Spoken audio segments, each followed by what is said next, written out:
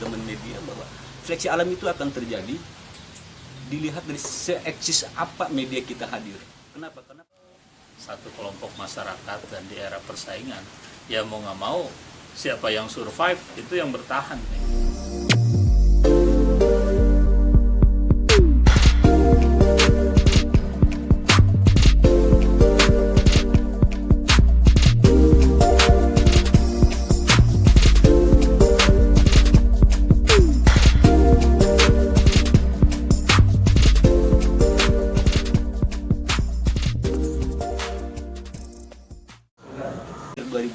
ini menjadi otokritik bagi teman-teman media. Saya bilang tadi kalau Warlan hanya pada skup kecil, dia hanya menerima dana dari APBD, padahal sejatinya bukan di sana.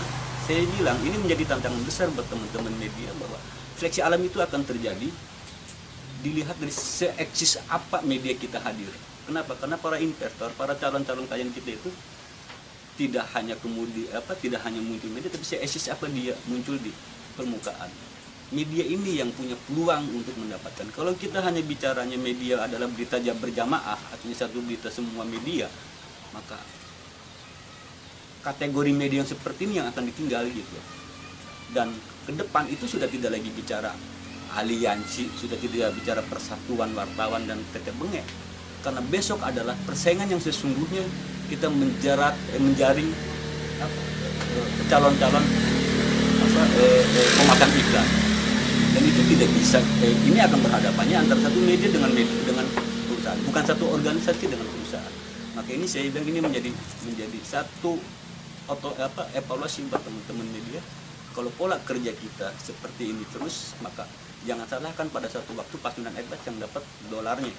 Karena Pasundan Ekspres jauh lebih progresif, bisa membaca peluang-peluang. Jabar tuh sebenarnya. Negara Pasundan. Nah itu makanya. Itu ya ekspresan. Ini ya ekspresan. Bisa, bisa katakan ini pengiriman melalui pelabuhan. Sudah sepasundan, Ekspres bisa kan gitu. Anu nitip ieu apa nitip teh ka Bandung cenah ngirimkeun ieu paket di Canada eta. JNS ingat. BAB. Dulu mah kereta cenah. Beli tiket.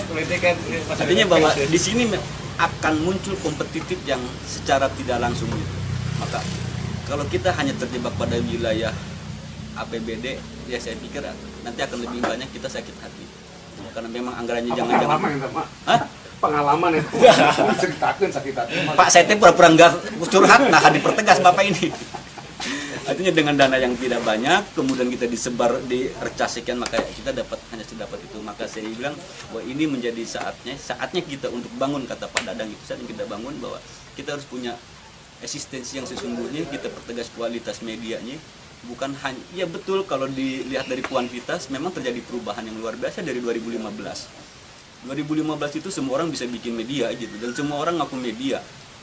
Wartawan media. Kawan semua punya PT masing-masing. Dan semua punya PT. Makanya yang saya khawatirin justru ini semangat ini akhirnya saya ngeliat khawatir ini menjadi negatif gitu.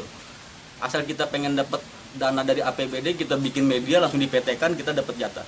Ini sebenarnya yang merusak teman-teman yang benar-benar profesional di wilayah jurnalistik atau di wilayah media. Jadi saya teringat teori lama, teori yang dicetuskan oleh diawali oleh Darwin dan diteruskan oleh Spencer. Teori the survival of the fittest. Itu apa? The fittest. Iya, fittest. Jadi memang teori ini mengacu kepada tentang sejauh mana sebuah organisme bisa bertahan hidup. Dia yang kuat, organisme itu dia yang bertahan. Jadi kalau kita anggaplah sebuah organisme di dalam satu kelompok masyarakat dan di era persaingan, ya mau nggak mau siapa yang survive itu yang bertahan nih.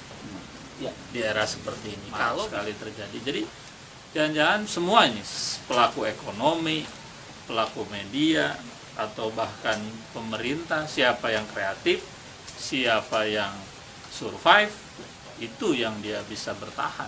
Pasti. Kalau memang sentuhannya sangat minim gitu. Ya.